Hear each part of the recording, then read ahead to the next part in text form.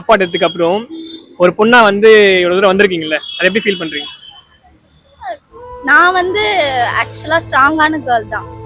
நீங்க யார்கிட்ட கேட்டாலும் நான் ஸ்ட்ராங்கா தான் இருப்பேன். அதனால வந்து எனக்கு அது பெருசா தெரிஞ்சுக்கல.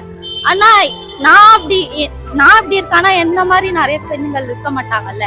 அவங்கெல்லாம் வந்து ஒரு மாதிரி முடங்கி போயிடுவாங்க. அவங்களுக்குலாம் அந்த மாதிரி இருக்கக்கூடாது. அவங்களுக்கான இதுவும் தரணும்.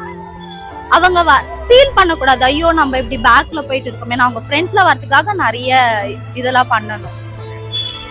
சரி, இந்த லைஃப்ல வந்து இந்த ஒரு விஷயத்த மிஸ் பண்ணிடவே கூடாது அப்படின்னா அது எந்த விஷயம்?